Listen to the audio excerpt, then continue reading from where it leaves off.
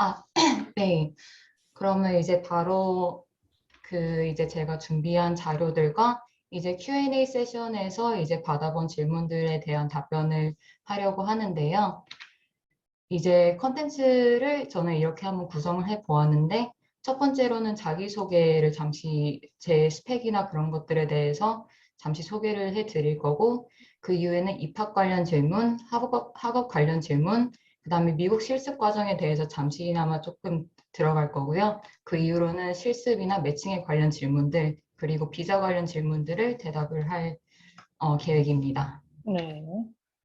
일단 이제 자세한 내용에 들어가기 이전에 제가 미리 말씀드리고 싶은 점이 있는데요.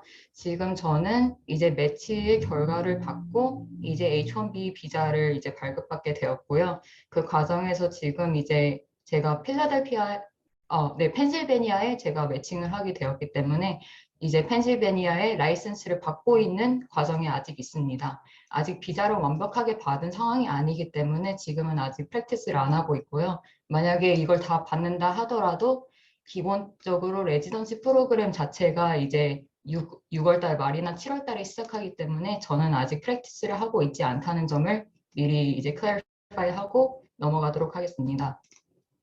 일단 자기소개를 잠시 하려고 하는데요. 일단 저 같은 경우에는 2012년도에 이제 필라델피아, 펜실베니아에 있는 고등학교에서 이제 졸업을 하고 2012년도에서 2016년도 사이에 연세대에서 생명공학을 전공하였고 그 이후 잠시 1년 동안 이제 이것저것 시도를 해보고 2017년도 8월 달에 이제 세인트 조지 의대에 입학을 하게 되었습니다. 그렇게 4년간의 시간을 거치고 나서 이제 졸업을 했고요. 그 다음에 작년에 제가 말씀드렸다시피 6월 달에 졸업을 하고 그 6월 달부터 3월 달, 올해 3월 달까지 이제 이 매칭에 참여를 하였고 저번 주 금요일 매칭 결과가 이렇게 나오게 되었습니다. 매칭 결과상으로는 저는 이제 다시 펜실베니아에 있는 에빙턴 메모리얼 하스피털이라는 병원에서 내과 프로그램으로 매칭이 되었고요. 일단 저는 미국의 시민권이나 영주권은 없고 H1B로만 신청을 해서 매칭을 하게 되었습니다. 음. 이제 이 과정에 대해서 조금 더 자세하게 들어가 보자 하는데요. 일단 2년 동안 저는 이제 그레나다라는 섬에서 이제 기초의학에 관한 지식들을 다 이렇게 배우게 되었고, 이제 그런 기존의 과목들을 통해서 이제 스텝 1을 시험을 준비하게 되었습니다. 이제 스텝 1을 보고 나서 이후에 클리니컬을 시작하게 되었는데요. 이제 이 실습 과정은 미국에서 2년 동안 돌게 되었습니다. 물론 중간중간에 코로나 때문에 한국에 잠시 귀국하는 등 이제 이런저런 일들이 많았지만 그래도 무사히 잘 시간 안에 끝내서 이제 그 과정에서 저는 스텝 2와 OET라는 시험을 치렀고 무사히 패스를 했고요. 그 이후에 졸업을 하고 ECFMG라고 Educational Commission for Foreign Medical Graduate, 즉 해외 의대생들이 이제 미국에서 레지던시를 할 수 있는 자격증을 이제 받게 되었고요. 그 졸업을 하고 난 뒤에 스텝 3를 보고 온라인으로 이제 공중 보거나 마스터 오브 퍼블릭 헬스를 이제 무사히 잘 마쳤습니다. 음.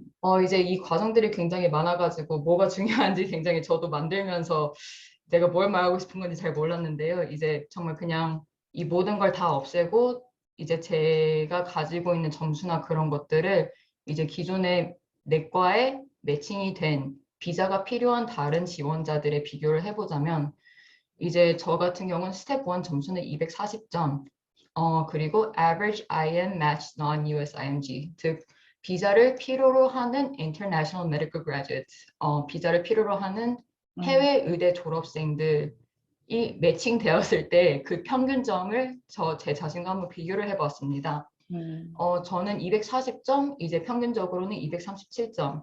저는 스텝 2는 259점, 평균적으로는 243점. 음. 그리고 이거는 abstract presentation publication인데요. 이제 논문과 그에 따른 발표 그런 음. 것들을 전부 다 총합한 건데 저는 논문을 이제 신지 조지 의대를 들어오기 전에 논문을 하나의 이름을 올렸었고 그렇기 음. 때문에 원 퍼블리케이션이 있고 그걸 가지고 발표를 예전에 한 심포지엄에서 발표를 했던 적이 있었기 때문에 프레젠테이션이 하나가 있었습니다. 그래서 이렇게 총합하면 두 개가 되는 거고요. 음. 평균적으로는 5.1개 가 있다고 합니다. 매칭된 다른 분들을 보면. 자, 그러면 자기소개는 이렇게 끝마치고 바로 질문에 좀 답장을 해보자 하는데, 어이구, 이 도움으로 쓴 게 다 나와 있네. 아, 잠시만요. 이선 씨 그러면은 그 에버리지 평균보다는 더 점수들이 다 높게 나왔었네요. 그죠?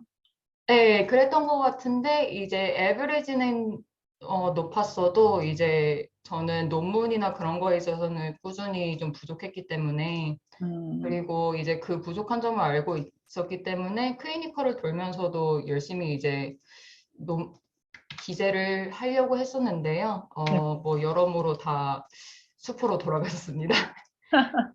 그 네, 졸업을, 그러니까 한국 학생들은 이제 비자가 영주권이 없기 때문에 졸업을 하고 나서 스텝 3를 치르고 어느 정도 거의 한 1년의 기간을 더 보내야 하잖아요.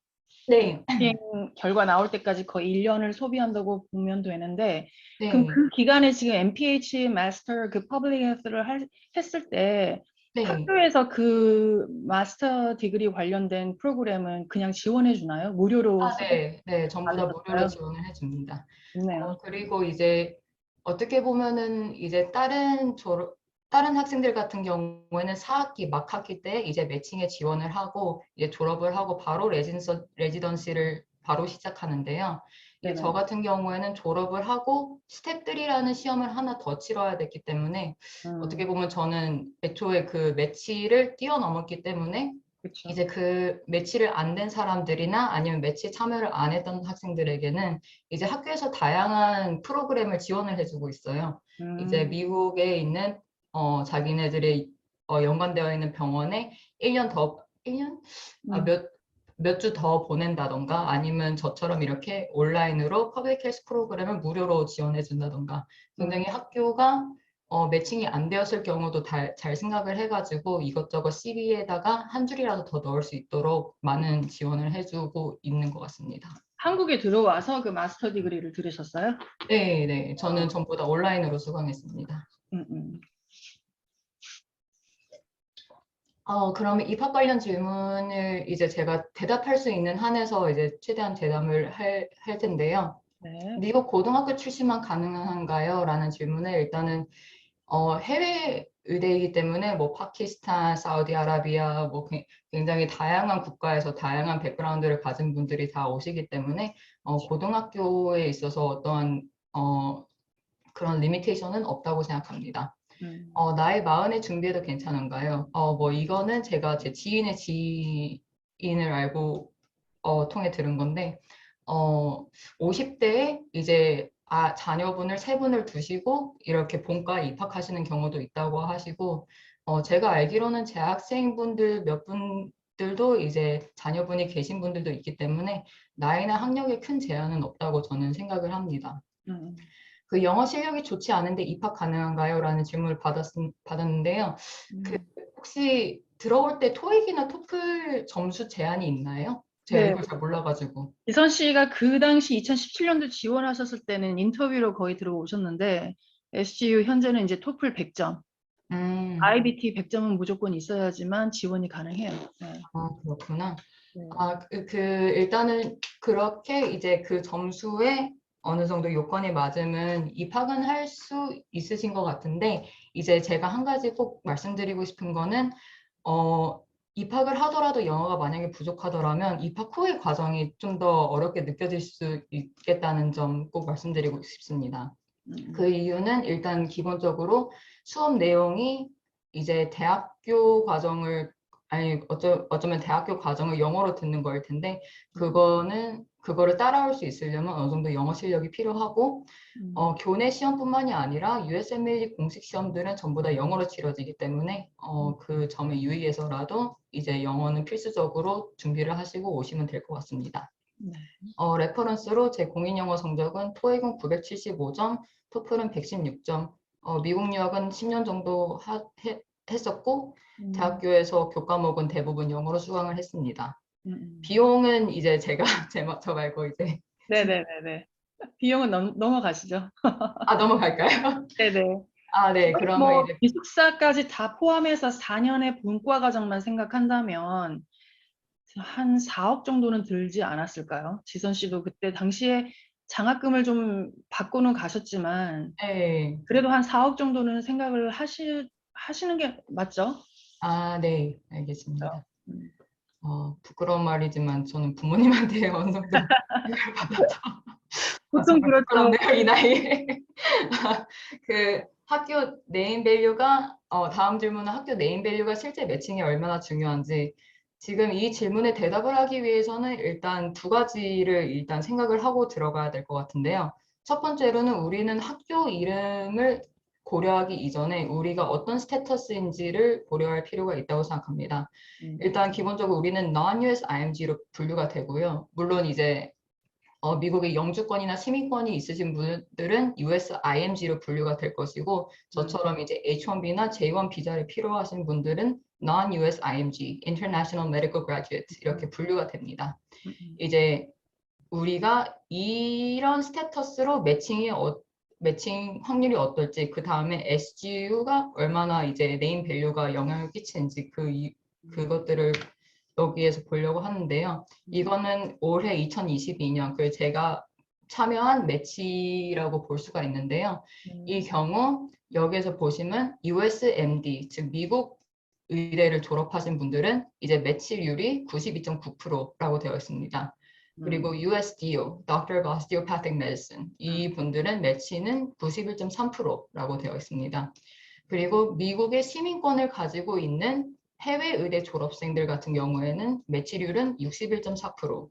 그리고 저처럼 미국의 시민권이 없고 해외 의대를 졸업한 경우에는 매치율은 58.1%입니다. 이렇게 보시다시피 우리가 이제 매치율은 조금 이제 많이 줄어드는데요. 여기에서 이제 조금 더 암울한 이야기를 하자면 여기에서 또 J1이 필요한 경우, H1B가 필요한 경우로 나뉠 수 있는데 대부분의 프로그램들은 요새는 J1을 많이 선호를 하고 있고 H1B도 많이 줄어들고 있는 추세이기 때문에 이 58.1에서 H1B가 필요하자면 조금 더 줄어들 수 있다는 점을 감안하시면 괜찮을 것 같습니다. 그 다음에 그 두 번째 질문은 우리 학교의 이름이 얼마나 영향을 끼치는지 그거에 대해 이제 얘기를 해보고자 하는데요. 일단 이거는 2021년도에 미국의 전 지역에 있는 모든 프로그램 디렉터들에게 하나의 설문조사를 한 것인데요. 이제 누구를 인터뷰를 할까를 이제 결정할 때 무엇을 가장 중요하게 여기는지에 대해서 이렇게 표로 만들어낸 것입니다. 보시다시피 USMLE 스텝 1이 가장 중요하고 MSP, 즉 Medical Student Performance Evaluation, 지금 MS4까지 다 끝내고 나시고 이제 막 학기에 내가 4년 동안 어떤 성적을 받았고 내가 실습 동안 어떤 평가를 받았는지 그런 전반적인 레포트를 MSP라고 부르는데요. 이 두 가지가 거의 86.2, 85.9%로 굉장히 중요하게 여겨졌습니다.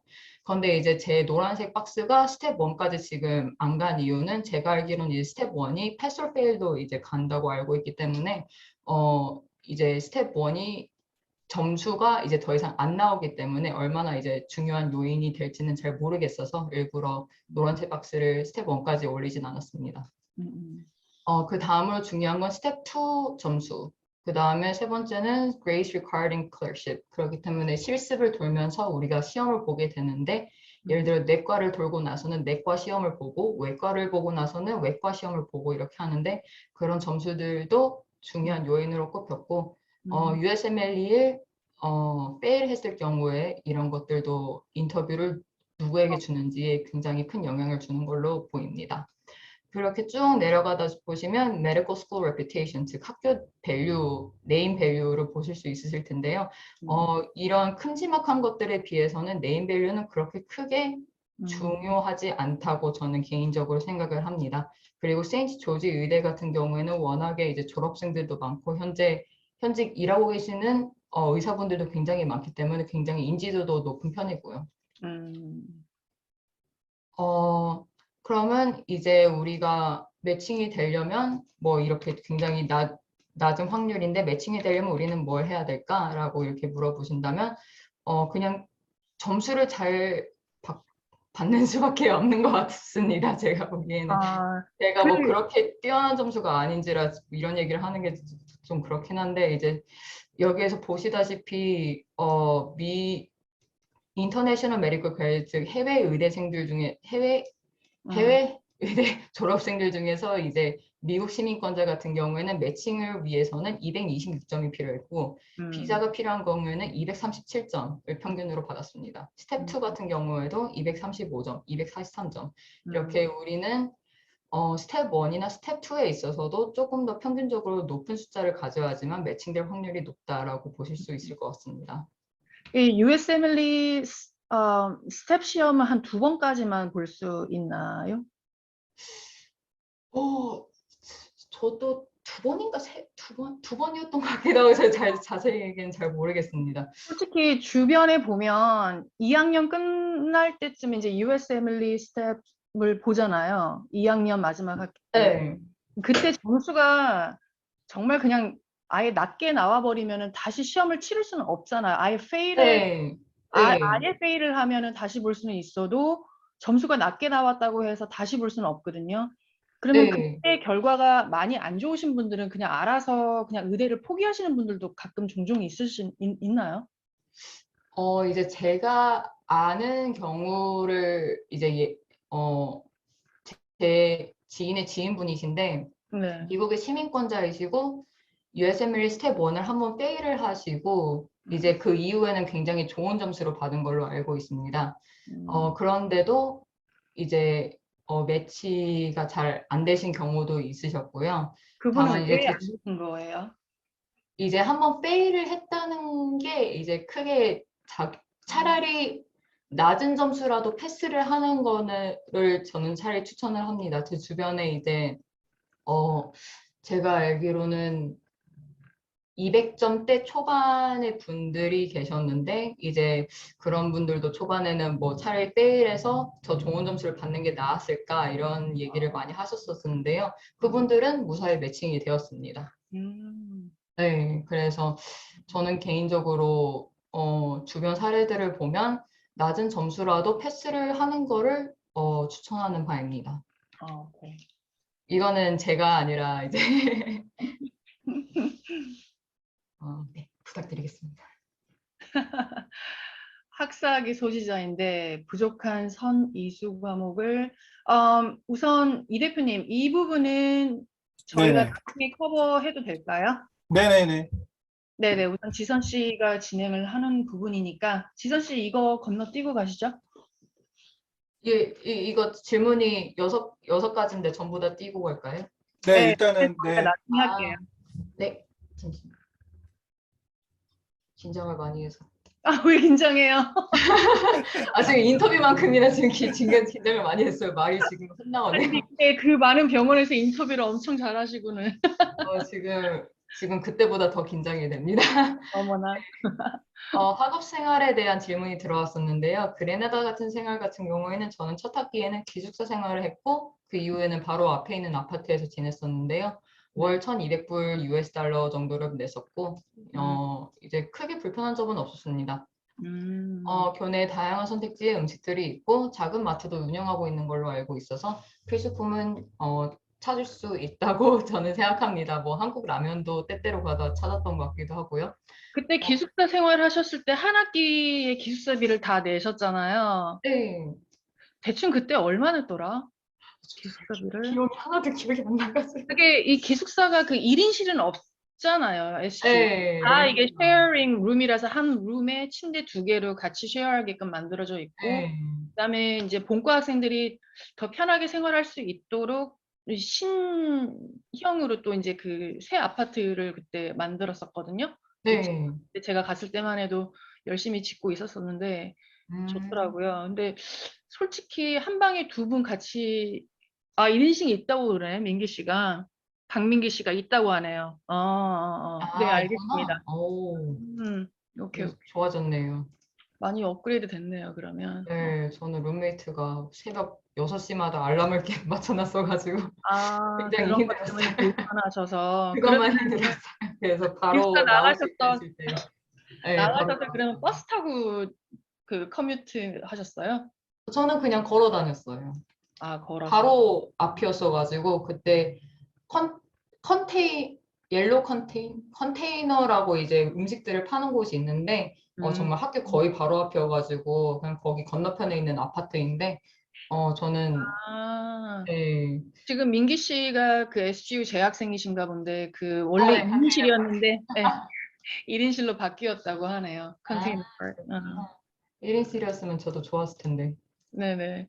아, 민기 씨 좀 아시는 거 있으면 요즘에 이제 업데이트된 어떤 그런 부분들을 민기 씨가 지금 알고 계시니까 마이크 키시고 편하게 말씀하셔도 돼요.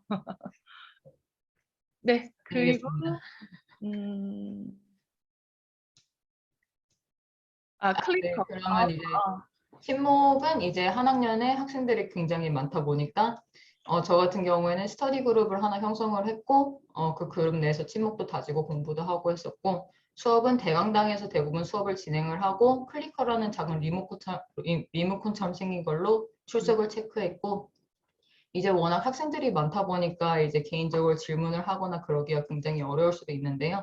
스몰 그룹이라는 작은 세션들을 가지면서 다 같이 이제 음, 소규모 그룹으로 뭐 문제를 풀어 나간다던가 같이 이제 PPT를 해서 발표를 한다던가 그런 식으로 진행을 하면서 이제 수업 내용을 한두 번씩 더 복습을 했던 것 같습니다. 음, 시험 방식 같은 경우에는 학교 시험은 MCQ, 컴퓨터에서 Exemplify라는 프로그램을 썼었고요. USMLE 1, 2, 3 전부 다 MCQ로 진행이 되는데 다만 이제 한 가지 예외라고 있다면 스텝 3 같은 경우에는 MCQ에다가 이제 이틀 두 번째 날에는 이제 환자의 케이스를 주고 그 케이스에 따라서 제가 어떤 오더를 집어넣는지 그런 시험이 있습니다. 이틀에 걸쳐서 이제 보는 시험이기 때문에 그렇게 나눠져 있다고 보시면 될 것 같습니다. 지선 씨는 지금 USMLE가 지금 규정이 바뀌기 전에 시스템으로 지금 시험을 보신 거잖아요. 그죠? 네네. 오케이, 오케이. 네. 그리고 지금 민기 씨가 얘기하시는데 그 터닝 포인트를 쓰면서 앱을 쓴다고 더 이상 클리커가 필요 없다고 하네요. 아, 이거는 제가 준비할 게 아니었나 보네. 괜찮아요. 그래서 민기 씨한테 중간중간 마이크 네. 편하게 말씀 주시라고 했어요. 네. 괜찮아요. 이건 지선 씨가 심장이 다녔던 떨리네. 2020년. 이번에 네, 민기 씨 안녕하세요. 안녕하세요. 안녕하세요. 이번에 코로나 때문에 그 클리커 없이 이제 터닝 포인트 앱으로 다 바뀌었어요. 그래서 최근 뭐 학교가 뭐 학교 와이파이 안 쓰고 저기 밖에 와이파이 쓰면 다 기록이 된다. 그래서 인퍼슨 안 오면 뭐 그런 것도 뭐 프로그램을 설치했나 봐요. 그래서 민기 씨 이제는 앱을 지금 써요. 그린에다 계시는 거예요? 네, 저 지금 그래야 돼 있습니다. 아이고, 시간상 되게 피곤하시겠다. 아, 아침. 네네. 그리고 이제 스텝을 어떻게 준비했는지는 이제 제가 잠시만요, 지선 씨. 네, 네. 그러면 민기 씨, 학교 측에서는 지금 USMLE가 지금 이제 규정 어떤 시스템 자체가 바뀌었기 때문에 약간 지금 진행하는 USMLE 수업 시스템이 지금 어떻게 진행이 되고 있는지 좀 약간 정보 좀 주실 수 있으세요? USMLE를 위한 수업이요? 학교에서? USMLE 스텝 1 시험 자체가 이제 바뀌잖아요. 지금 이미 네. 바뀌었나요? 네. 바뀌었죠. 그럼 학교에서도 멀티플 초이스 형태가 아닌 뭐 다른 방식으로 어떻게 뭐 진행을 하는 게 있는지. 아직도 멀티플 초이스고 뭐 어스키도 계속 하고 있고. 근데 제가 지금 본과생이 아니라 지금 예과생이라서 예. 의예과시구나. 제가 네네네. 그래나다 좀 오래 있어가지고 아, 제가 본과생들 공부한 거를 옆에서 보고 또 해서 아는 게 좀 음, 있지만 그렇게 정확하게는 네. 민기 씨는 절대. 그러면 의예과정 몇 년제로 들어가셨어요? 2년제, 3년제, 1년제? 저 MD7 그때 신디 씨랑 같이 맞아요. 신디가 같이 기억나. 얼굴 보니까 같이 기억나요. 예, 예, 예. 7년 네, 과정. 준비했어요. 2019년 8월에 입학해서 지금 음, 캐나다 계속 쭉 있었어요. 세상에 고생하시네요. 아닙니다. 아이고. 지선 씨 지금 제가 기억하기로는 USMLE가 이제는 바뀌었잖아요. 그죠? 마이크 꺼졌다. 저는 근데 패스 or fail로 바뀐 것만 알고 있지 내용 자체가 바뀌었는지는 잘 모르겠습니다. 내용은 거의 비슷하겠죠. 그 MCQ에서 이제 거기에서 바뀌었는지도 잘 모르겠어요. 저는 패스홀 페일로 바뀐 것만 알고 있어요. 뭐 패스페일로 바뀌기 때문에 앞으로는 약간 비중이 스텝 2나 스텝 3로 몰리지 않을까 뭐 이런 말들을 하더라고요. 네, 그럴 네. 수도 있을 것 같습니다. 네, 우선 진행하셔. 제가 이제 이 스텝들을 쓴 제 리소스 같은 경우는 이거 하나만으로 거의 1시간 렉처가 되기 때문에 이거는 예전에 제가 설명을 했었고 이제 그 PPT를 제가 보내드린 걸로 알고 있기 때문에 이제 신지 선생님이나 아니면 이동건 선생님께 이제 부탁을 드리면 주실 거라 생각을 합니다. 네. 저는 그 파일을 한번 찾아봐야 될 것 같고요. 네, 그러면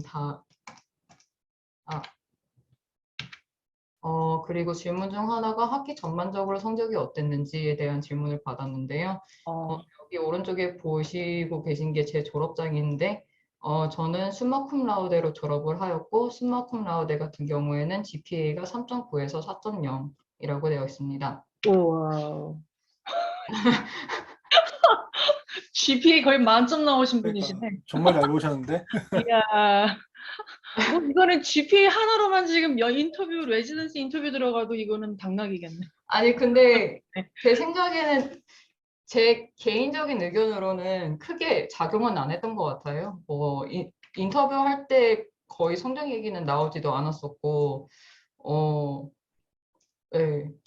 근데 예전에 저희 김승환 선생님이나 그분들께서 이렇게 GPA 잘 봐야 된다고 이런 얘기들을 많이 했었는데 이번에는 이게 별로. 그러니까 GPA 여기에서 보시면 클래스 랭킹이랑 퀄타일, 즉 제 순위, 성적 네. 순위는 이제 인터뷰를 줄 때 이제 68.1% 정도 이제 고려를 한다고 하는데요. 이제 뭐 어느 정도 중요하긴 하지만 이제 그래도 가장 중요한 거는 MSP 스텝 2 이렇게 보시면 될 것 같습니다. 물론 MSP 자체에 성적이 들어가긴 하는 걸로 알고 있습니다.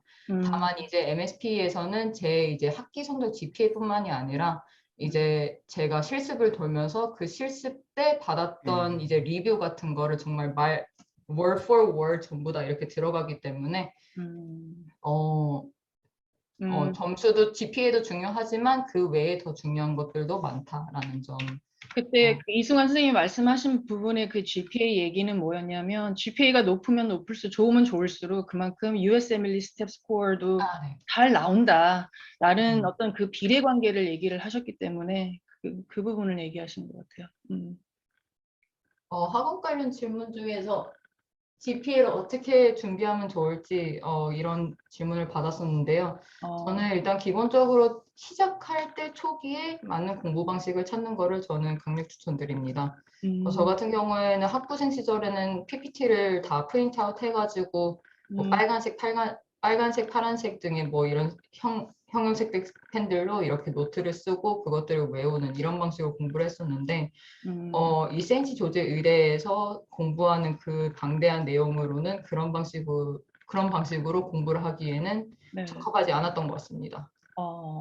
그래서 저는 다양한 암기 어플들이 있는 걸로 알고 있는데요. 저 같은 경우에는 이 후자, 즉 암키라는 어플을 써서 암기를 주로 했습니다. 그리고 저 같은 경우에는 수업을 들으면 복습하면서 암기 카드의 중요 내용들을 이제 적었고 그걸 매일마다 반복했고 암기 카드는 하루에 100개에서 200개 정도 하였고 예습은 하지 않았습니다. 네. 이게 아마도 작년 6월 달에 그 짧게 10분인가 15분 정도 제가 했던 거에 내용이 다 좀 더 자세하게 들어가 있을 거라 생각해요. 그때 참석하셨던 분들 안 계시니까 다 새롭게 다시 해주셔야 돼요. 아이고, 그거 하면 시간이 너무 오래 걸리고 저 지금 그거는 아마 저희가 따로 한번 다음 달 정도에 한번 세션 한번 다시 한번 잡죠. 그거 네. 주제로만. 네. 그리고 자잘한 점수 잘 챙기기, 그 수업 클리니컬, 출석, 스몰 그룹 출석, OS. 네. 그리고 클리니컬 실습 때에는 이제 제가 말씀드렸다시피 내과를 돌고 나서는 내과 시험을 봐야 되고 외과를 돌고 나서는 외과 시험을 봐야 되는데요. 이제 그뿐만이 아니라 USMLE 스텝 2도 또한 실습 기간에 우리가 봐야 합니다. 그렇기 때문에 이제 의대생들 중에서 이제 극소수의 분들이긴 하지만 공부를 해야 되기 때문에 환자 보는 거를 조금 이제 게을리 한다던가 아니면 이제 자기들을 찾지 못하도록 병원 도서관에 들어가서 공부만 한다던가 이런 경우들이 간혹가다 있는데요. 네. 제가 드리고 싶은 조언은 실습 점수와 전공 점수 둘 다 점수에 반영이 되기 때문에 둘 다 놓치지 않는 것을 저는 강력 추천드립니다. 공부를 하더라도 공부를 하는 건 괜찮지만 이제 레지던트 선생님들이 시킨 일들을 다 끝내고 언제든 나를 찾아서 뭐 허드렛 일을 시킬 수 있도록 이제 늘 보이는 곳에서 공부를 하는 거를 저는 추천드리는 바입니다. 그리고 공부를 한다고 환자 돌보는 일을 게을리하지 않기. 네, 미국 로테이션에 대해서 이제 좀 더 자세하게 설명을 들어가 보자 하는데요. 네. 이제 우리가 3학년, 본과 3학년, 4학년을 이제 MS3 and 4라고 하는데요. 이제 3학년 같은 경우에는 총 42주, 내과, 외과, 소아과, 산부인과, 그리고 정신과 이렇게 총 합해서 42주를 돌게 됩니다. 그리고 가정의학과 같은 경우에는 제가 보기에는 거의 4학년으로 넘어간다고 보는데요. 이 4학년 때는 38주 동안 가정의학과 서브 인턴십 이 과들 중에서 원하는 과를 골라서 서브 인턴십을 해도 되고 그 다음에 내과 일렉티브를 꼭 하나를 해야 되고 그 외에 24주에서 26주 동안은 제가 자유롭게 원하는 걸 들으면 됩니다. 내가 정말 내과만 가고 싶다. 26주 동안 내과만 계속 돌아도 괜찮고요. 내가 내과나 소아과 둘 중 아무거나 해도 괜찮다. 그럼 반반씩 해서 뭐 12주 동안 내과를 돌다가 12주 동안 소아과를 돈다던가 그런 식으로 자유롭게 할 수 있는 것이 이 기간이라고 보시면 될 것 같습니다. 지선 씨가 했던 과 초이스는 여기 그 뒤에 설명이 또 나오나요? 네, 네, 여기에 좀 더 이제 제가 다녔던 병원들이랑 비자까지 다 적어놨어요. 네. 시간이 괜찮을지가 지금 좀 벌써 40. 괜찮아요, 괜찮아요. 중간에 네. 저기 괜찮다고 나가시는 분들 어쩔 수 없고 저희는 끝까지 듣고 싶으니까. 네. 네, 알겠습니다. 그러면 저는 이제 MS 1 and 2 동안 이제 그레나다에서 베이직 사이언스를 했었고 이제 MS3로 올라가는 기간 동안 이제 우리는 이 기간을 core rotation이라고 이제 칭합니다. 이 빨간색으로 되어 있는 부분들요. 그런데 이 core rotation을 어디로 돌지 제가 원하는 지역을 선정을 할 수가 있습니다. 여기서 중요한 점은 제가 원하는 병원은 선정을 하지를 못해요.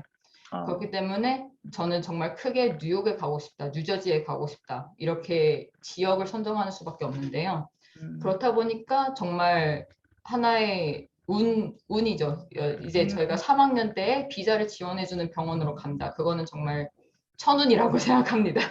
저는 한 번도 비자를 지원해주는 병원에 당첨이 된 적이 없어가지고요. 정말요? 네, 저는 이제 학교에다가 내가 지금 이렇게 비자를 필요로 하는 학생인데 꼭 나는 3학년 때 비자를 지원해주는 병원으로 가고 싶다라고 이메일을 보냈는데도 저는 3학년 때 단 한 번도 비자를 지원해주는 병원으로 보내진 적이 없습니다. 아무래도 학생 수가 너무 많다 보니까. 네, 그렇죠. 초이스가 하나하나 다 개별로 다루기가 힘든 거죠. 네.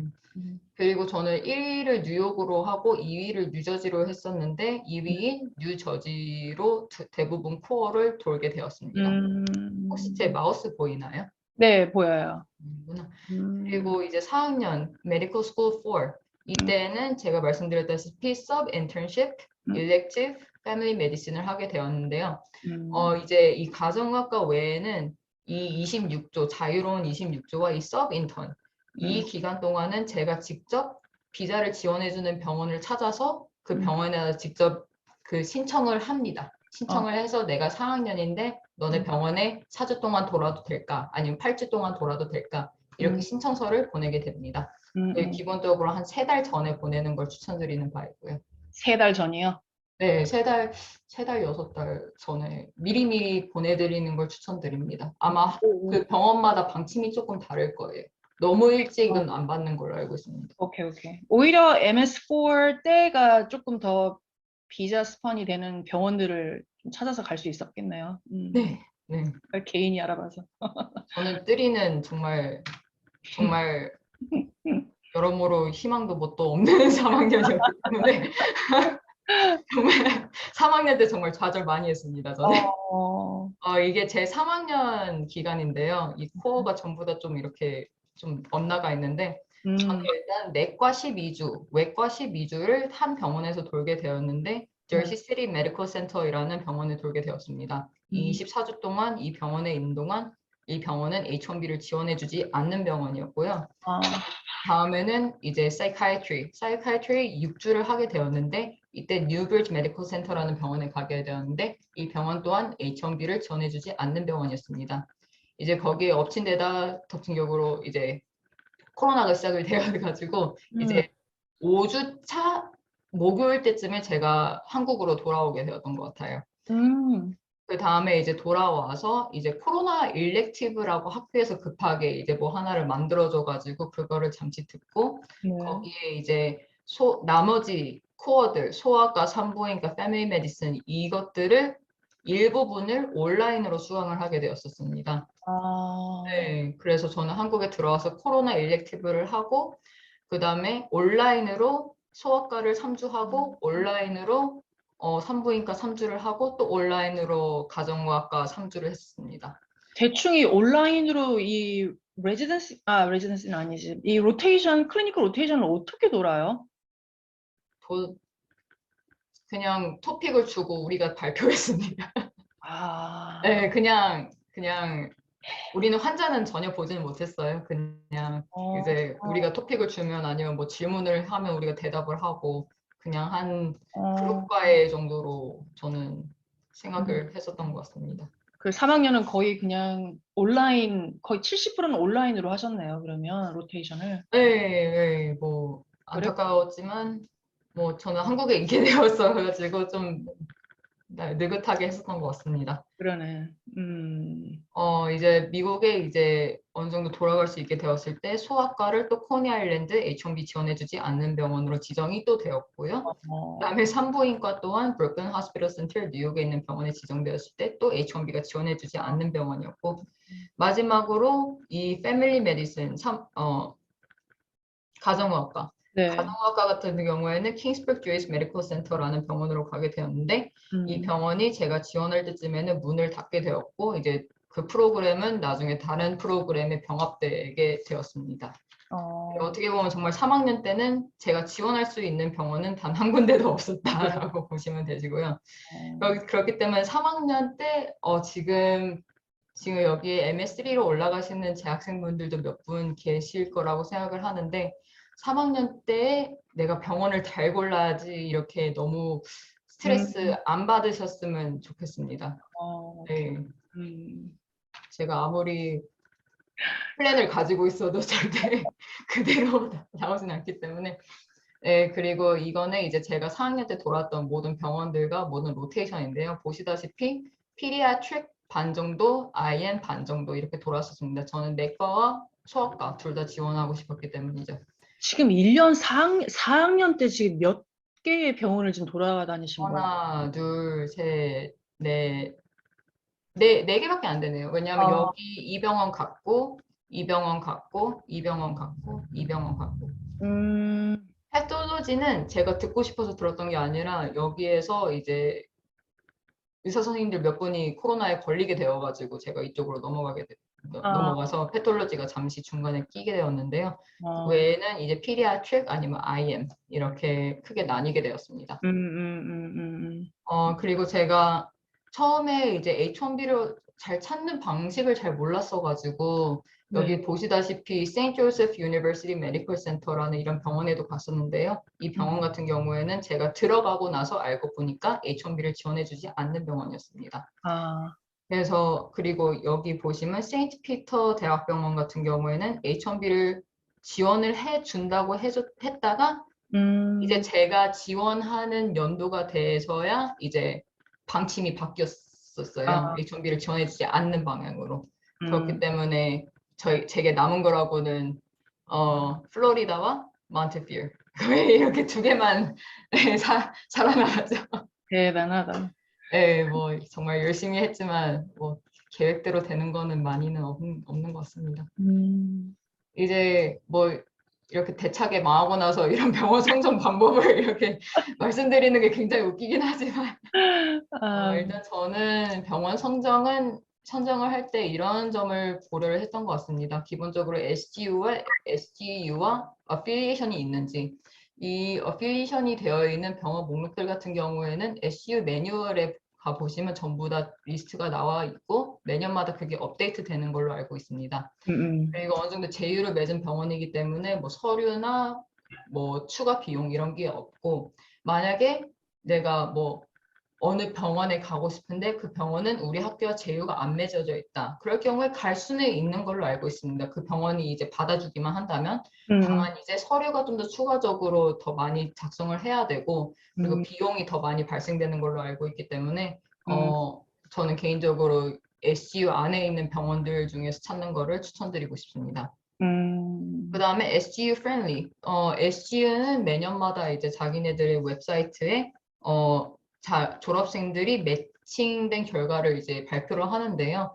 이제 그런 병원들 중에서 이제 제가 가고자 하는 병원에 SGU 졸업생이 한 명이라도 있는지 그런 것들을 고려를 해서 병원들을 골랐었고, 그리고 가장 중요한 H1B 비자를 지원을 해주느냐, 이거는 프리다 웹사이트라는 곳에서 좀 손쉽게 찾을 수가 있습니다. 이 프리다는 이제 제가 나중에 그 캡처본까지 떠가지고 나중에 이제 보여드리도록 하겠습니다.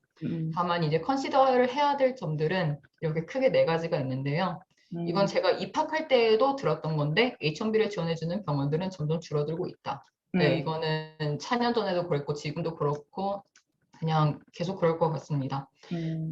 그리고 내가 돌았던 병원이 내가 지원할 시기에 비자 방침을 바꾸는 경우도 있다. 네, 이 병원이 딱 그런 경우였죠.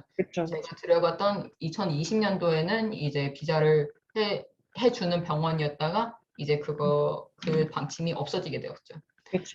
그리고 웹사이트와 이 프리다에 나온 그 병원 웹사이트와 프리다 웹사이트에 나온 내용들은 꼭 병원에 직접 전화를 해서 비자를 다시 한번 재차 확인을 하는 걸 추천드립니다. 이유는 병원들이 무조건 자기네들 웹사이트를 계속 꾸준히 업데이트를 하고 있지 않기 때문에 10년 전에 비자를 발급해 줬는데 그거를 이제 웹사이트에 그대로 가지고 가는 경우가 있기 때문에 꼭 전화를 해서 다시 한번 확인하는 걸 추천해 드립니다.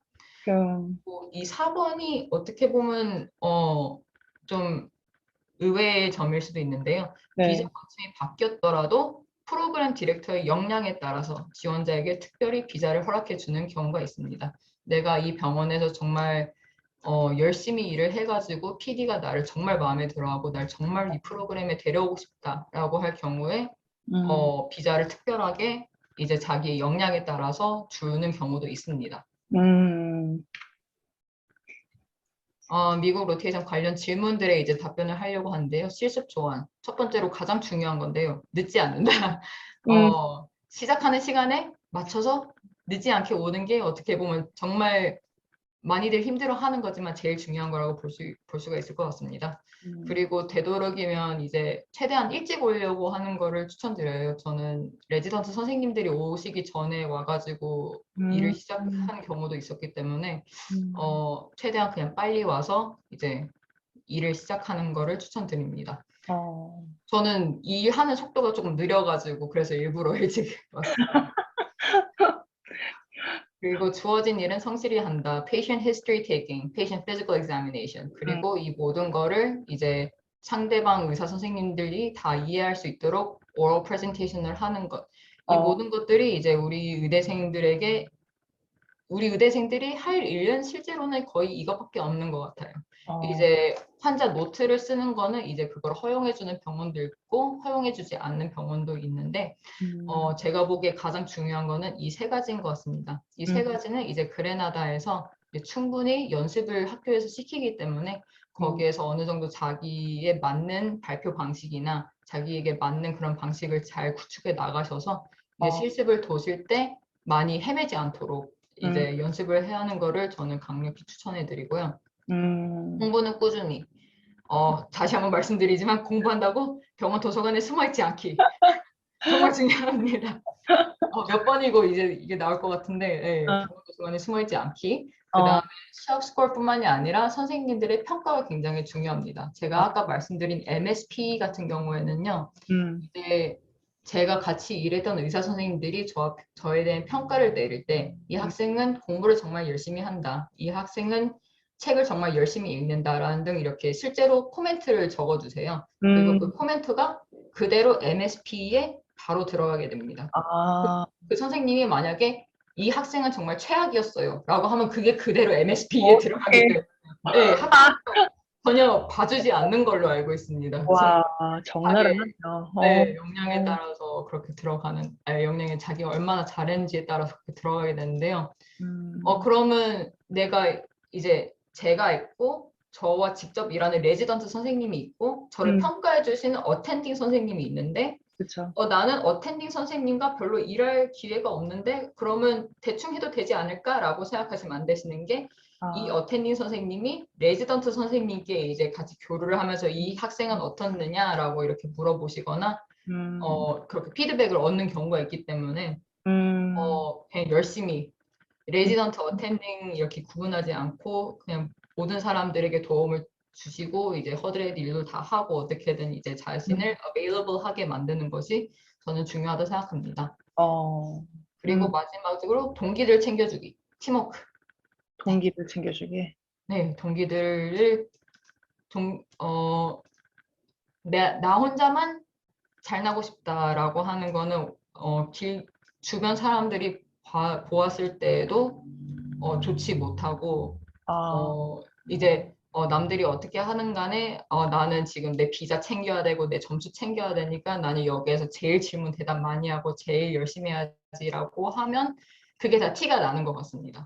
내 주변에 그걸 다 알아요. 그렇기 때문에 너무 스스로 혼자만 잘하려고 한다기보다는 후배들 중에서 이제 힘들어하는 후배가 있다라면 이제 동기들을 챙겨주시고 발표를 하는데 뭐 발표가 10분 걸린다 이럴 경우 그 후배에게 이렇게 발표하는 건 어떻니?라고 이제 이렇게 조언을 해주는 것도 좋은 방법이라 생각합니다.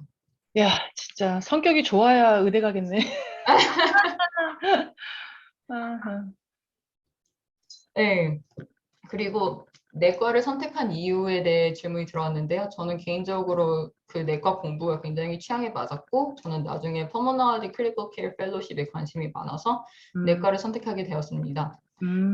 두 번째 질문은 교육 관계가 중요한가요? 아니면 교수님과의 관계가 중요한가요? 저는 개인적으로 교육 관계가 더 중요하다 생각했지만 교수님과의 관계를 원활히 쌓아가지고 매칭이 된 경우도 봤기 때문에 있죠. 물론 그 사람은 H1B가 아니라 J1이었지만 그런 경우도 봤기 때문에 이거는 물어보는 사람마다 다 다르게 대답할 거라 생각합니다.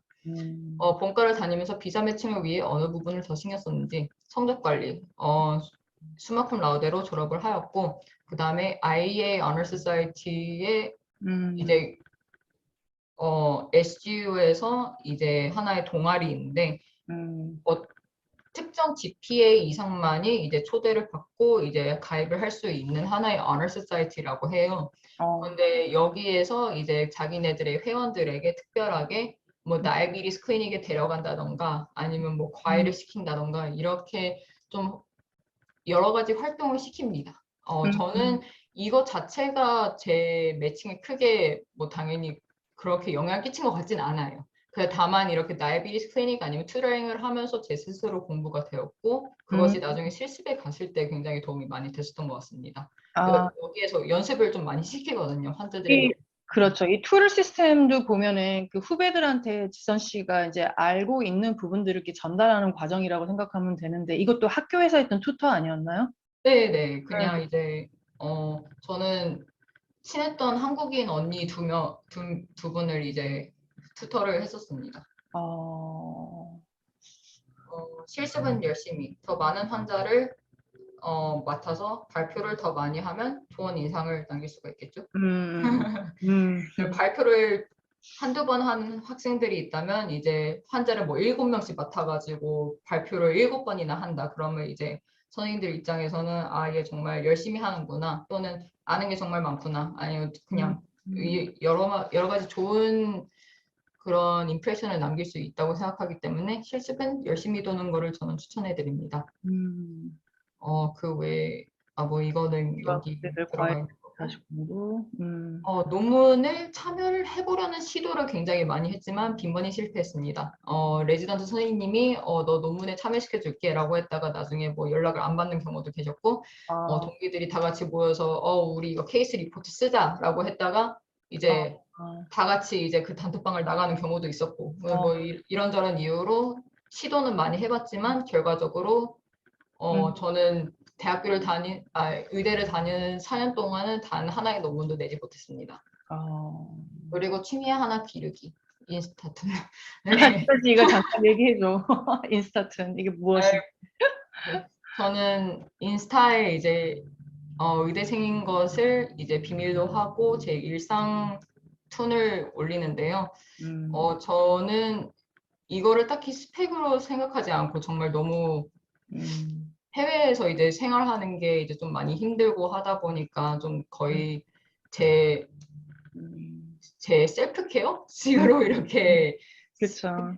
취미 활동으로 이렇게 길렀던 것 같은데 이제 나중에 이제 매칭을 하실 때 실제로 이제 취미란이 하나가 있어요. 그 취미란에 당신은 이제 자기 취미를 적어야 하는데 뭐 음악, 뭐 TV 보기, 뭐 영화 보기 이런 거 다 이렇게 자유롭게 쓰시는데 저는 이제 거기에다가 만화를 그린다라고 이렇게 써놨는데요. 의외로 그게 인터뷰 때 많은 사람들의 관심을 끌었던 것 같습니다.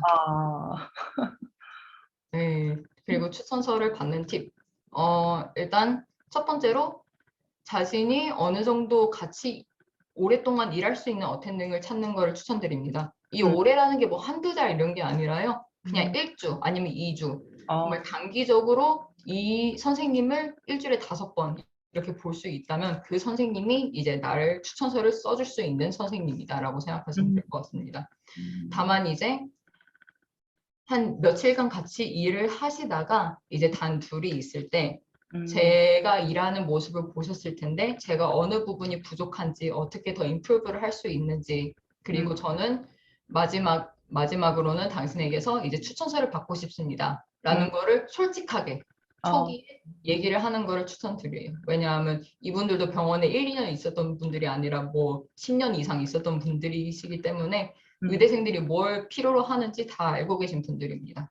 그렇기 때문에 저는 당신에게 추천서가 필요하고 좋은 추천서를 받기 위해서 나는 무슨 노력을 하면 될까요? 라고 미리 물어보고 이제 그 같이 일하는 1, 2주 동안 내가 부족하다 했던 점들을 전부 다 이제 보충하는 것을 이제 추천해 드립니다. 그리고 이제 마지막 2주에는 이제 미리 말씀드렸던 것처럼 저 이제 이렇게 일을 다 끝마쳤는데 이렇게 추천서를 써주시면 감사하겠습니다. 라고 하되, 이제 선생님들마다 이제 조금 다르시긴 한데, 기존의 어떤 양식을 가지고 정말 이름만 바꿔가지고 레터를 써주시는 경우도 있고, 아니면 정말 그 학생 하나하나마다 자신이 이 학생이 어디가 마음에 들었는지, 어디가 정말 특출 났는지 그런 걸 정말 자세하게 써주시는 교수님들이 계세요. 그리고 그렇다 보니까 당연히 후자가 더 좋겠죠. 당연하지. 네, 좀 더 개인적이고 퍼스널하고 이렇다 보니까. 그렇죠.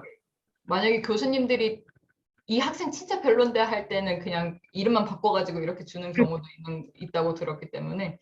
네. 그런 추천서 너무 티가 나잖아요. 형식적인. 네, 그렇죠. 거기에서는 이 병원에서 이 선생님한테서 이 추천서를 벌써 한 몇백 장 받았을 텐데. 그럼. 근데 이제 그런 선생님이 갑자기 이 학생한테는 정말 자세하게 이렇게 정말 되게 care 넣어서 이렇게 레터를 써준다라고 하면 굉장히 좋은 어필하는 점이 되는 것 같습니다. 받을 수 있을 때 제때 받자. 정말 중요하죠.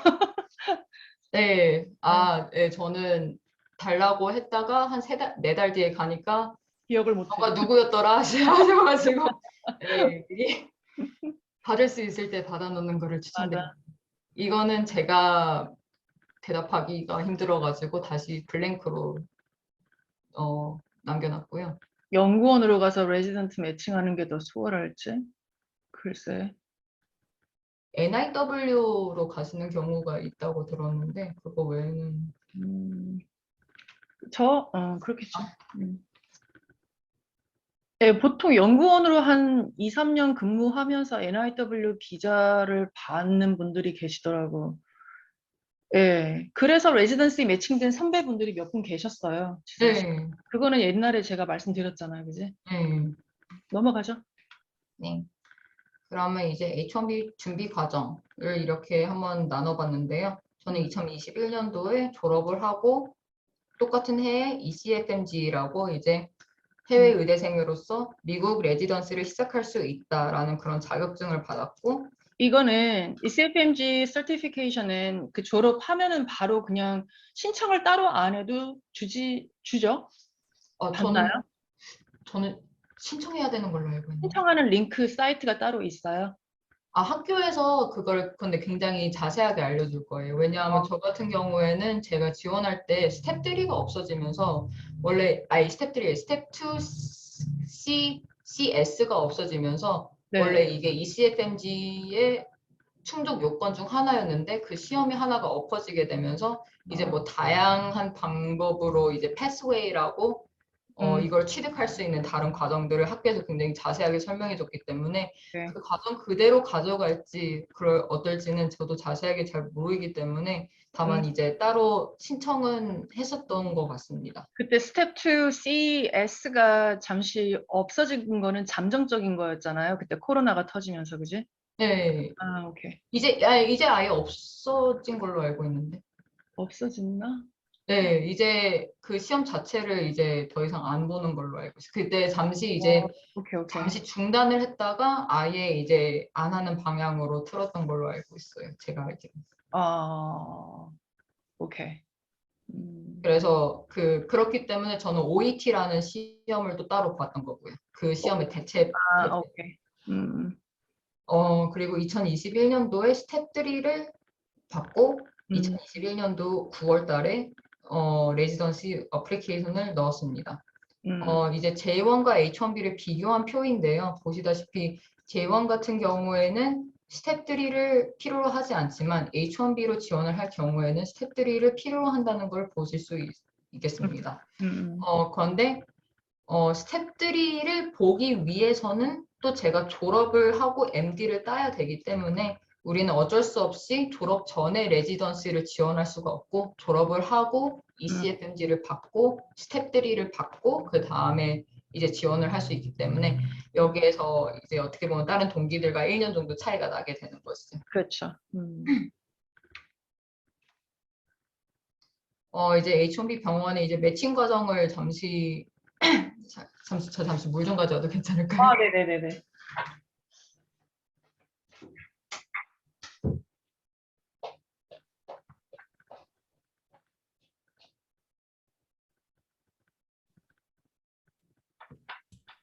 민기 씨 계속 듣고 계세요?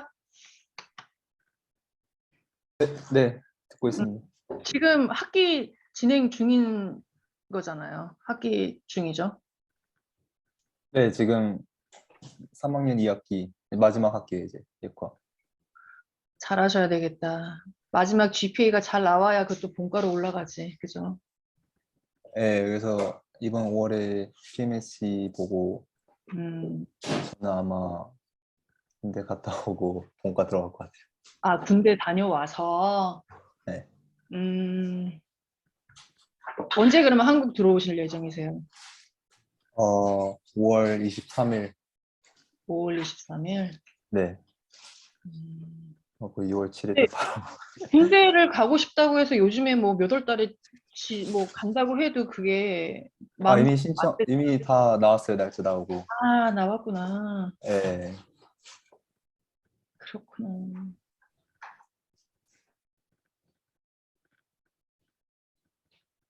지금 한 의예생들 몇 명이에요? SG의 한국 학생들이? 실제로 몇 명은 모르겠어요. 아마 한 40, 60명 정도 되지 않을까요? 지금 그레나다에 있는 한국 학생들은 저랑 한 5분 더 있어요. 그래서 지금 한국 학생들 6명 지금 그레나다에 있고 김윤석 교수님 한 분 계시고 그래서 한국인 한 7명 정도 있습니다. 지금 그레나다에. 그래요. 네, 지선 씨. 네. 네, 기다려주셔서 감사합니다. H1B 병원 매칭 과정에 대해서 이렇게 조금 알아보기 쉽게 스텝 1, 2, 3로 나눠보았는데요. 네. 일단 첫 번째로는 H1B를 지원해주는 병원들을 찾아야 합니다. 이 경우 다양한 웹사이트가 있는데요. 저는 프리다라는 웹사이트를 사용했습니다. 이 프리다 웹사이트는 제가 여기에 한번 캡처를 떠서 가져와 봤는데요. 네. 여기에서 이 웹사이트에 내과라고 선택을 하시고 이제 이렇게 미국 전 지역에 있는 내과 프로그램들이 뜨게 됩니다. 그럴 경우 여기에 비자 어셉트드에서 H1B를 클릭을 하시면 미국 전 지역에서 내과 프로그램 중에 H1B를 지원해주는 병원들을 따로 필터링을 해주기 때문에 굉장히 보기가 쉽습니다. 다만 이제 보기만 쉽지 이제 그 현실은 조금 슬프다고 할 수가 있는데 내과 같은 경우에는 이제 미국 전 지역에서 내과 프로그램은 597개가 있는데 이 H1B 필터로 넣는 순간 129개로 줄어듭니다. 치과 같은 경우에는 212개 총 프로그램이 있는데 H1B 필터를 넣었을 경우 52개로 줄어듭니다. 그래서 내과, 소아과를 전부 다 합쳤을 경우에는 제가 H1B를 지원해주는 모든 소아과 내과 프로그램에 전부 다 있는 돈 다 끌어모아서 지원을 한다 해도 저는 181개에만 지원을 할 수가 있습니다. 물론 이제 외과를 지원하고 싶은 경우에는 뭐 외과는 또 따로 이제 몇백 개 더 추가가 되고 그런 경우도 있죠. 근데 이제 제 주변에는 뭐 200개 이상, 300개 이상 이렇게 지원하시는 분들도 있기 때문에 그거에 비하면 그렇게 높은 숫자는 아닌 것 같습니다. 그 다음에 중요한 것은 IMG가 그 해외 의대생들이 실제로 일을 하고 있는 병원을 탐색할 필요가 있습니다. 이게 거의 그냥 여기에서 끝내면 되지 않나라고 생각하실 수가 있는데요. 의외로 비자는 지원을 해주되 실제로 뽑지를 않는 경우가 있기 때문에 이 병원들은 따로 탐색을 해야 됩니다. 예를 들자면 여기는 이제 Residency Explorer라는 이제 웹사이트를 사용했는데요. 이제 그 웹사이트 같은 경우에서 이제 문제가 될까봐 병원 이름들은 다 이렇게 블랙아웃 처리를 해놨는데 H1B 필터를 딱 했을 때 실제로 해외 의대생들, 비자를 필요로 하는 해외 의대생들이 몇 %가 있냐라는 이 란을 보시면 0%라는 걸 보실 수가 있습니다. 한마디로 이제 뭐 정말 네로라 하는 그런 이름이 있는 병원들이 자기네들은 이제 비자를 지원해 준다라고 이렇게 공식적으로는 그렇게 이렇게 설정을 해 놓지만 실제로는 이제 충분히 이제 미국 의대생들이 다 지원을 하기 때문에 실제로 뽑지 않는 경우들도 간혹가다 있기 때문에 이런 것들도 다 고려를 해 봐야 되기 때문에 우리가 지원할 수 있는 숫자는 이 내과 소아과에서 181개에서 조금 더 줄어든다고 보실 수가 있을 것 같습니다. 한 10% 줄어든다고 생각하면 될까요? 네, 저는 이제 어느 정도 컷오프를 이제 정해야 되잖아요. IMG가 몇 프로 이상 있는 병원들을 지원을 할지. 저 같은 경우에는 2% 정도로 정해두고 IMG가 2%라도 있으면 다 지원을 했던 것 같습니다. 그리고 그거를 확인하면서 이제 SGU 졸업생들도 있는지 그 참에 같이 확인을 해보고 다만 이걸 기준으로 필터링은 하지 않았습니다. 왜냐하면 그러면 너무 지원할 수 있는 병원들의 숫자가 제한적이기 때문에 그렇죠. 그래서 저는 총 122개 프로그램을 지원을 하였고 100개는 내과, 소아과는 22개 이렇게 지원을 하게 되었습니다. 그리고 제가 이 모든 병원들에 다 전화를 해봤는지 기억이 지금 잘 나지 않는데 거의 한 일주일을 잡고 매일마다 이제 병원들에 몇 개씩 이렇게 전화를 하면서 비자 정말 주시나요? 라고 이제 다시 한번 재차 확인을 하고 뭐 안 받으면 하루에 5번씩 전화하고 그랬던 것 같습니다. 와. 할만해요. 예, 들으면 뭔가 뭐 되게 힘들어 보이고 그런데 할만했습니다. 그냥 전화만 하는 건데요. 뭐. 저는 그래서 122개 프로그램 중에서 이제 12개의 인터뷰를 받게 되었고요. 그중 10개는 내과 프로그램이었고 2개는 소아과 프로그램이었습니다. 다만 이 12개 중에서 제가 실제로 로테이션을 돌았던 병원은 총 4군데였던 것 같습니다. 4학년 때 돌았던. 네, 잠시만요. 4군데? 4군데였나? 아까 5군데였던 것 같아요. 누구세요? 아닌가? 네, 뭐 그렇게 있었던 것 같네요. 실은 아까 그 비자를 중간에 바꿔줬다고 했던 그 병원 같은 경우에는 이제 방침은 바꿨지만 그 PD 선생님이 자기 역량에 따라서 너한테 줄 수 있다라고 하셨어가지고 저는 이제 그 병원에 또 추가로 지원을 했기 때문에 헷갈리실 수가 있으실 것 같아요. 아까 실제로 살아남은 병원 2가지밖에 없는데 어떻게 4가지가 되었냐라고 했을 때 맞다. 예. 이것저것 요소가 있었던 것 같습니다. 비자가 안 되는 병원인데 지원 씨가 마음에 들어서 오픈해 주겠다라고 했던 병원, 그죠? 네. 다만 이게 자기가 돌았던 병원에서 좋은 인상을 남겼다면 가능하지, 내가 정말 이 사람한테 이메일 한번 보내고 이 사람이 이제 해줄 거야 라고 이렇게 너무 희망적이진 않다는 얘기를 꼭 드리고 싶습니다. 그 중에 2개는 프리매치 프로그램이었고요. 4개였던 이유 알겠다. 아까 제가 말한 그 병원이 문을 닫고 그 프로그램이 다른 프로그램에 병합됐다는 프로그램 중 하나가 여기에 포함이 되었어가지고 그렇게 총합해서 4개인 것 같습니다. 그중 2개는 프리매치 프로그램이었고 나머지 10개는 그냥 매치에 참여를 하는 프로그램들이었습니다. 이 프리매치가 뭔지는 다음 슬라이드에 좀 더 자세하게 들어갈 텐데요. 이제 그 10개 프로그램 중에서 제가 이제 1위부터 10위까지 원하는 병원들을 랭킹을 할 수가 있고, 저는 이제 2위 병원이었던 에빙턴 메모리얼 병원에 무사히 매칭을 하게 되었습니다. 네, 내과에 매칭을 하게 되었고요. 이 병원 같은 경우는 제가 로테이션 하지 않았던 병원들 중 하나였습니다. 정말 신기하네요. 그러면 여기에서 이제 말씀드렸던 프리매치 프로그램이 뭔지에 대해서 조금 더 자세하게 들어갈 텐데요. 어떻게 보면 우리 같은 이제 해외 의대 졸업생들한테는 굉장히 좋은 기회로 다가올 수도 있는데 조금 조심해야 되는 프로그램이라고 미리 말씀드리고 싶습니다.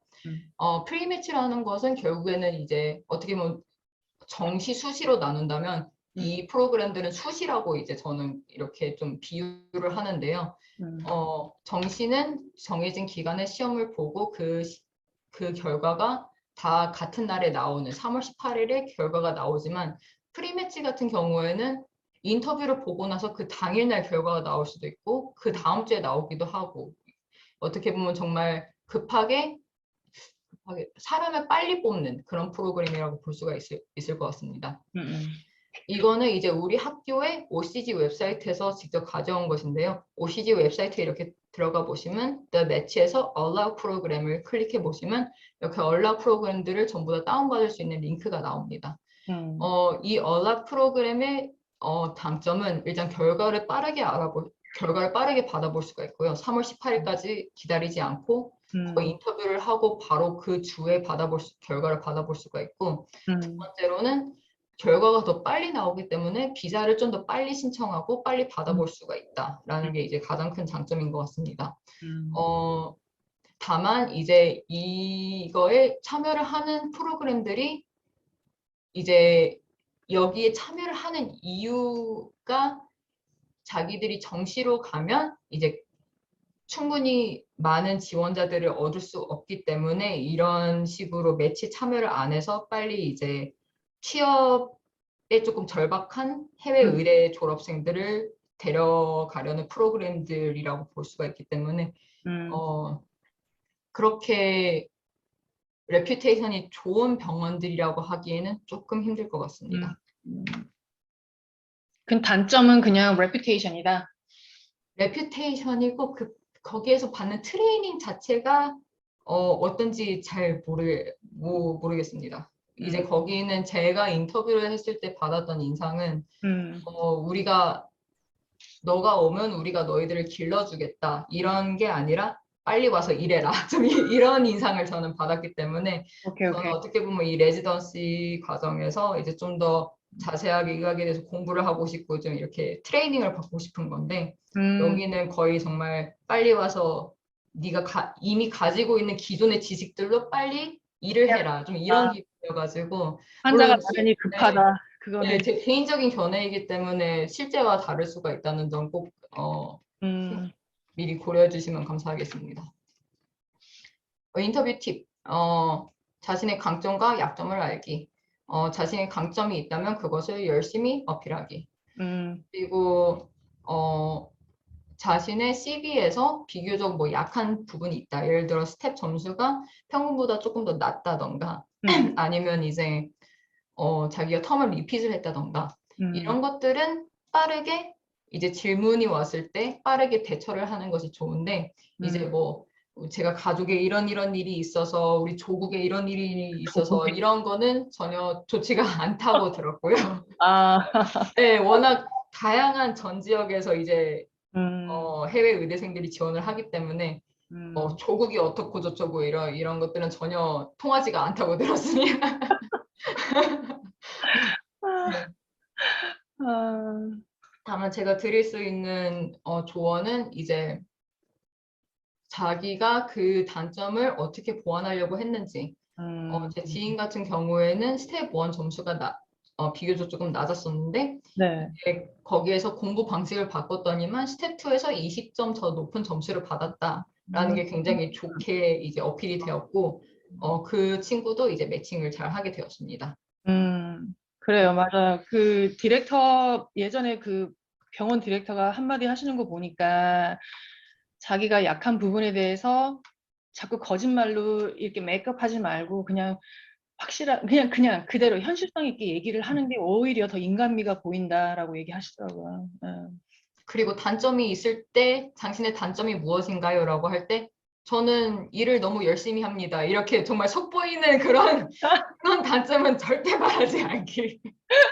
저는 너무 일을 척척해야 합니다. 저는 단점이 아닌 단점들을 나열하면 오히려 그게 더 인간적이지 않기 때문에 차라리 자기의 단점을 솔직하게 인정을 하고 그거를 어떻게 보완을 하는지 아는 사람들을 선호한다고 저는 생각하기 때문에 그런 식으로 대답을 하는 거는 추천드리지 않습니다. 그리고 림멤버. 이 림멤버를 저는 이걸 안 해가지고 좀 많이 힘들었었는데요. 네, 기초 과학대나 아니면 실습을 돌 때 네. 자기가 무엇을 잘했는지, 예를 들어 내가 정말 이 환자 케어를 정말 잘했다. 아니면 내가 이런 곳에서 실수가 일어날 수가 팀이 실수를 할 뻔했는데 내가 그 실수를 캡처를 했다. 아니면 이 후배가 정말 힘들어하는데 내가 그 후배를 정말 잘 도왔더니만 그 후배가 결과가 이렇게 바뀌었다라는 등 어떻게 보면 자기가 뭘 어떻게 잘했는지 이런 것들을 꼭 기록을 하는 거를 저는 추천드립니다. 뭐 다이어리를 쓰셔도 괜찮으시고요. 다만 일단 이거를 추천드리는 이유는 인터뷰를 할 때 저는 굉장히 책임감이 강한 사람입니다. 라고 이렇게 한마디를 이렇게 툭 내뱉는 것보다는 저는 이런 상황에서 이렇게 대처를 하였기 때문에 이런 부분에서 저는 책임감을 보였다고 생각을 합니다. 라고 하는 것이 훨씬 더 컨빈싱 하기도 하고 훨씬 더 이제 듣는 사람 입장에서 쟤는 정말 일을 해본 아이구나 라는 걸 알 수가 있기 때문에 꼭 이런 스토리들을 가지고 있는 것을 추천드립니다. 다만 이제 절대로 환자의 개인적인 정보는 절대 아무데도 쓰지 않기. 이 환자의 이름이 무엇이고 성별이 무엇이고 나이가 무엇이고 이런 것들은 최대한 빼는 것을 저는 추천을 드립니다. 왜냐하면 그렇게 중요한 것도 아니기도 하고 또 그런 것들이 걸렸을 경우에는 이제 인터뷰가 문제가 아니라 어떻게 보면 퇴학까지 당할 수 있기 때문에 환자의 개인 정보는 최대한 피하기. 핸드폰으로도 절대로 환자 정보를 찍어 두지도 마시고 자기 아이패드에다가 이렇게 잠시 써놨다가 까먹다가 나중에 그걸 들키면 이제 더 혼나는 거가 아니라 이제 거의 그냥 큰일이 나기 때문에 환자 정보는 늘 보호하는 게 좋습니다. 제 개인적인 그런 디바이스에다가 환자 정보를 가지고 있지 않는 거를 추천해 드립니다. 오케이. 그리고 세 번째, you qualified. 인터뷰를 받았다면 더 이상 점수는 큰 요인이 아닙니다. 어떻게 보시면 이미 내 점수로 나는 얘네들 점수 컷오프에 이제 satisfy 하는 캔디데이트였기 때문에 저는 인터뷰를 받은 거기 때문에 더 이상 거기에서 내가 스텝 1이 얼마나 됐고 스텝 2가 얼마나 됐고라고 하는 것은 별 의미가 없는 것 같습니다. 다만 프로그램 입장에서는 이제 3년간 자기들이 이제 기르고 같이 일할 사람을 찾는 거기 때문에 자기들과 얼마나 잘 맞느냐, 이 사람이 얼마나 인간적인가 그런 것들을 이제 보려고 하는 것이기 때문에 그렇기 때문에 제가 아까 말씀드렸다시피 팀워크 그리고 후배들 챙기기 아니면 선배들한테 잘 해주기 이런 것들이 중요한 것 같습니다. 왜냐하면 저는 팀워크가 굉장히 좋은 사람입니다 라고 했다가 제 MSP를 보면 팀워크가 정말 최악이었다라고 써져 있으면 무엇도 안 되기 때문에 그냥 이제 그냥 네 열심히 하고 자기가 열심히 했다고 이제 그걸 말하는 게 좋은 것 같습니다. 오케이. 그리고 스페셜한 거, 자신의 특징을 살릴 수 있는 걸 하나씩 넣기. 저 같은 경우에는 이 그림 하나를 인터뷰를 할 때 걸어두었었는데요. 제가 그렸던 그림인데 저는 그림을 그리니까 이거를 어필하기 위해서 일부러 액자에 넣어가지고 그 가져가셨어요? 여기 잘 보이게 네, 이렇게 해가지고 제가 아는 분들은 뭐 되게 다양했던 것 같아요. 뭐 책을 막 이렇게 쌓아둔다던가 뭐 기타를 둔다던가 뭐 어떻게든 이제 제가 말했다시피 3년간 같이 일할 사람을 찾는 거기 때문에 너도 기타 좋아하니 나도 기타 좋아하는데 라는 식으로 좀 맞아, 이렇게 맞아. 네, 제가 듣기로는 뭐 포켓몬고로 같이 이렇게 잘 맞았던 경우도 있다고 하고 자신의 취미를 거리낌 없이 이제 자유롭게 이렇게 표출하는 거를 저는 추천드립니다. 저는 정말 포켓몬고에서 큰 영감을 받았기 때문에 그걸 듣고 저도 인스타툰을 넣을 수 있었던 것 같아요. 그리고 레터. 아마 이게 마지막 슬라이드인 것 같은데 이제 레터가 이제 우리가 받는 추천서뿐만이 아니라 인터뷰를 했을 때 레터가 굉장히 중요하게 작용이 되는데요. 이 레터라는 거는 세 가지로 볼 수가 있습니다. Letter of interest. 예를 들어서 내가 이 프로그램에 정말 인터뷰를 받고 싶은데 인터뷰 시즌이 다 끝나가고 있는데 이 프로그램에서 아직 인터뷰가 오지 않았다. 라고 할 경우에 저는 당신들 프로그램에 굉장히 관심이 많습니다를 어필하기 위한 것이 Letter of interest입니다. 그리고 인터뷰를 보고 나서 이제 저에게 시간을 내주시고 이렇게 좋은 말씀 해주셔서 정말 감사합니다. 저는 이 인터뷰를 통해서 이런 점을 느꼈고 이런 점이 정말 좋았다고 생각합니다. 라고 이제 실제로 자신이 들었던 것들을 예시로 들면서 정말 감사를 표하는 것을 Thank you letter라고 하고요. 마지막으로 Letter of intent가 있습니다. 이 Letter of intent 같은 경우에는 제가 아까 말씀드렸다시피 제가 랭킹하는 병원들 10군데 중에서 가장 1위 병원에다가 저는 당신의 프로그램을 1위로 랭킹을 할 것입니다. 라고 하는 것이 Letter of Intent입니다. 다만 이제 친구? 지인들 중에는 이제 그 10군데에 전부 다 당신들이 제일 1위입니다. 라고 보내는 경우도 간혹가다 있다고 들었는데요. 그래도 10위인 병원에다가도 저는 당신을 1위로 매길 것입니다. 라고 한다든지 뭐 다들 이제 그런 이유가 있을 거라 생각을 하지만 PD끼리도 서로 교류가 있다고 알고 있기 때문에 전혀 그런 방식은 이제 장기간으로 봤을 때 좋지 않다고 저는 생각을 합니다.